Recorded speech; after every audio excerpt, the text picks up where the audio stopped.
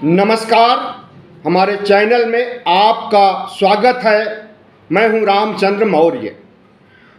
साथियों, खबर है कि स्वामी प्रसाद मौर्य नई पार्टी बनाने जा रहे हैं। स्वामी प्रसाद मौर्य लंबे समय से समाजवादी पार्टी में उपेक्षित महसूस कर रहे हैं और उनके जो भी राजनीतिक, धार्मिक, सांस्कृतिक बयान होते हैं उसे उनकी निजी टिप्पणी माना जाता है। राज्यसभा के लिए जिन 3 नामों को प्रस्तावित किया गया है उसमें वह सपा नेता जया बच्चन का समर्थन करते हुए नजर आए आज तक चैनल पर, और उसी चैनल पर उन्होंने घोषणा किया कि 22 फरवरी को दिल्ली के ताल कटोरा स्टेडियम में नई पार्टी बनाई जाएगी। उसमें कई वर्तमान, पूर्व विधायक, सांसद और ओबीसी के कद्दावर नेता, समाजवादी विचारधारा, बहुजन समाजवादी विचारधारा के नेता शामिल होंगे। बिहार के नेता और दूसरे राज्यों के नेता जो बहुजन समाज की राजनीति करते हैं, बहुजन समाज की विचारधारा को आगे बढ़ाना चाहते हैं, उन लोगों को शामिल किया जाएगा। 2022 में जब भारतीय जनता पार्टी को छोड़ करके स्वामी प्रसाद मौर्य पूरे दल बल के साथ समाजवादी पार्टी में शामिल हुए थे, उनके साथ विधायक, समर्थक, कार्यकर्ता भी आए थे। उन सभी कार्यकर्ताओं, विधायकों, सांसदों के अलावा अन्य समाजवादी पार्टी के नेता भी स्वामी प्रसाद मौर्य की नई पार्टी में शामिल हो सकते। साथ ही बहुजन समाज के वे नेता जिन्हें प्रतिनिधित्व नहीं मिल पा रहा है, वे भी शामिल होंगे। और यह पार्टी सिर्फ राजनीतिक पार्टी, सियासी पार्टी नहीं होगी, बल्कि सामाजिक, धार्मिक, आर्थिक सभी मुद्दों पर बेबाकी से राय रखी जाएगी और Bahujan Samaj, OBC, SC, ST के लिए, उनके साथ न्याय करने के लिए, उन्हें अंधविश्वास, पाखंड से मुक्त करने के लिए वह सब कुछ करेगी जो करने की जरूरत आज के समय में है।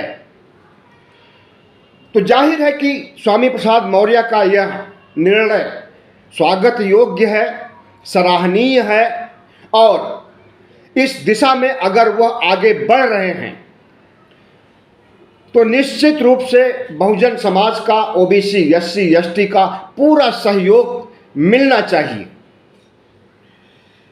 महासचिव पद से इस्तीफा देने के बाद लोग अटकलें लगा रहे थे कि स्वामी प्रसाद मौर्य कांग्रेस में शामिल होंगे। कोई कहता था बहुजन समाज पार्टी में शामिल होंगे। तमाम तरह की अटकलें लगाई जा रही थी और कुछ लोग यह भी संभावना व्यक्त कर रहे थे कि हो सकता है कि स्वामी प्रसाद मौर्य अपनी नई पार्टी बनाएं। फिलहाल अब नई पार्टी की संभावना बढ़ गई है और जब आज तक चैनल पर इस बात की खबर प्रसारित की जा रही है कि स्वामी प्रसाद मौर्य दिल्ली के ताल कटोरा स्टेडियम में 22 फरवरी को नई पार्टी की घोषणा करेंगे, तो हमें लगता है कि स्वामी प्रसाद मौर्य के जितने भी समर्थक हैं, वो चाहे किसी भी पार्टी में हो, किसी भी संगठन में हो, आज स्वामी प्रसाद मौर्य के समर्थक हर पार्टी, हर संगठन में मिल जाएंगे। जिस तरह से धार्मिक पाखंड, ढोंग ढकोसला पर उन्होंने प्रहार किया है, आज से नहीं बहुत समय पहले से उस रूप में इनकी छवि बन गई है। दूसरे राजनीतिक नेताओं की अपेक्षा कहीं ज़्यादा मुखर होकर के पाखंड, अंधविश्वास के खिलाफ बोलते हैं स्वामी प्रसाद मौर्य। हिंदू धर्म एक धोखा है, इस शब्द को किसने कहा? स्वामी प्रसाद मौर्य ने कहा। और हिंदू धर्म में जितनी बुराइयां हैं, रामचरितमानस के अंश को हटाने की बात अगर किसी ने कही तो स्वामी प्रसाद मौर्य ने कही। और जब धार्मिक पाखंड पर वह चोट करते हैं तो समाजवादी पार्टी से उन्हें सपोर्ट नहीं मिलता है। किसी भी पार्टी से, यहाँ तक कि बहुजन समाज पार्टी से भी, जो कि दलितों का मसीहा बनती है बहुजन समाज पार्टी, उससे भी स्वामी प्रसाद मौर्य को सपोर्ट नहीं मिलता है। भारतीय जनता पार्टी और कांग्रेस के बारे में तो सोचा भी नहीं जा सकता कि वह ब्राह्मणवाद, हिंदू धर्म के खिलाफ, हिंदू धर्म की सच्चाइयों को जनता तक ले जाने का काम, हिंदू धर्म की असलियत को सामने लाने का काम जो स्वामी प्रसाद मौर्य करते हैं, ऐसा काम आज तक किसी भी राजनेता ने नहीं किया होगा। तो जाहिर है कि स्वामी प्रसाद मौर्य की सोच के अनुसार ही उनकी पार्टी का नाम होगा और उनका एजेंडा होगा। और ज़रूरत भी आज के समय में इस तरह की पार्टी का है जो सिर्फ राजनीति पर न फोकस करे, बल्कि सामाजिक और धार्मिक मुद्दे पर खुल करके सामने आए और पाखंडवाद, अंधविश्वास के खिलाफ इस देश के 140 करोड़ लोगों को आगाह करें और जो हिंदू राष्ट्र बनाने की प्रक्रिया चल रही है उसका भंडाफोड़ करें।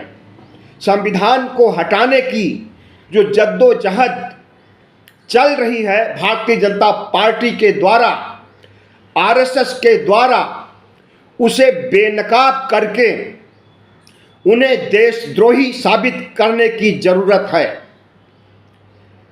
भारत की धर्मनिरपेक्षता को बनाए रखने, भारत के मौलिक कलेवर को बनाए रखने, भारत की साझा संस्कृति, सर्वधर्म समभाव को बनाए रखने के लिए अगर स्वामी प्रसाद मौर्य की पार्टी काम करेगी तो शायद इसका जनाधार बहुत तेजी से बढ़ेगा।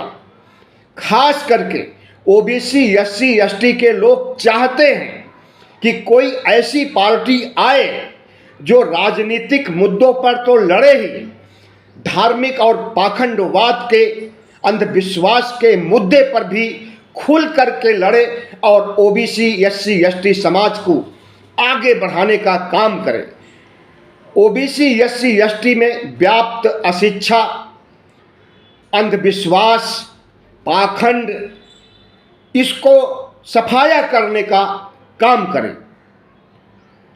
स्वामी प्रसाद मौर्य को बहुत बहुत शुभकामनाएं, धन्यवाद कि वह एक नई दिशा की ओर भारत की सियासत को ले जा रहे हैं। जो काम आज तक आज़ादी के बाद किसी पार्टी ने नहीं किया, किसी संगठन ने नहीं किया, हालांकि नाम सबने लिया, बहुजन समाज का उत्थान करने की बात हर पार्टियों ने की, लेकिन ईमानदारी से किसी ने बहुजन समाज के मुद्दे को, धार्मिक पाखंडवाद के मुद्दे को अमली जामा नहीं पहनाया। वह काम स्वामी प्रसाद मौर्य करने जा रहे हैं और पूरे बहुजन समाज को गर्मजोशी के साथ उनका स्वागत करना चाहिए, उनका जनाधार बढ़ाना चाहिए। नाम की घोषणा 22 फरवरी को जब ताल कटोरा स्टेडियम में होगी, उसके बाद देखिएगा कितने समर्थक जुड़ते हैं और कितनी तेजी से नई पार्टी की लोकप्रियता बढ़ेगी और समाजवादी पार्टी, बहुजन समाज पार्टी और जितनी भी पार्टियां हैं सबको पीछे छोड़ते हुए स्वामी प्रसाद मौर्य का कारवां कितना तेजी से आगे बढ़ेगा, यह सब देखने को मिलेगा। लेकिन एक बात हम जरूर कहेंगे कि स्वामी प्रसाद मौर्य ने जो क्रांति लाने का बीड़ा उठाया है, धार्मिक क्रांति जो चल रही है भारतीय जनता पार्टी की, हिंदू राष्ट्र बनाने की, अगर उसे किसी ब्रह्मास्त्र से खत्म किया जा सकता है तो वह स्वामी प्रसाद जैसे नेता और उनकी पार्टी से ही उम्मीद की जा सकती है। अब कितना कामयाब होंगे यह तो भविष्य बताएगा, लेकिन स्वामी प्रसाद मौर्य को मैं 1980 से जानता हूं, उसके पहले से। जब स्वामी प्रसाद मौर्य LLB कर रहे थे इलाहाबाद विश्वविद्यालय में और LLB 1980 में पूरा हुआ, उसी साल मैंने एडमिशन लिया था BA में। तो तब से लेकर के अब तक मैंने जितना देखा है, समझा है, जाना है, स्वामी प्रसाद मौर्य सिर्फ एक राजनेता नहीं है, बल्कि वह धार्मिक अंधविश्वास, कर्मकांड, पाखंडवाद, ढकोसलावाद के खिलाफ सामाजिक क्रांति लाने वाले महानायक हैं। छात्र जीवन में इन्होंने अखिल भारतीय आरक्षण मंच बनाया था। मंडल आयोग लागू होने के बहुत पहले इन्होंने पिछड़ों में अपने न्याय के प्रति लड़ने के लिए जज्बा जगाया था। वही स्वामी प्रसाद मौर्य आज सामाजिक क्रांति के प्रतीक बन गए हैं और उनकी नई पार्टी से और उनके बढ़ते हुए जनाधार और कारवां से हम यही उम्मीद करते हैं कि स्वामी प्रसाद मौर्य इस देश के OBC, SC, ST के हितों में, अल्पसंख्यकों के हितों में काम करेंगे और अपना जनाधार बढ़ाएंगे और इस देश के OBC, SC, ST जिनकी संख्या 85% से भी अधिक है, उन्हें चाहिए कि पूरा सहयोग दें स्वामी प्रसाद मौर्य का। बहुत बहुत धन्यवाद। हमारे चैनल को सब्सक्राइब कीजिएगा, लाइक कीजिएगा और शेयर कीजिएगा।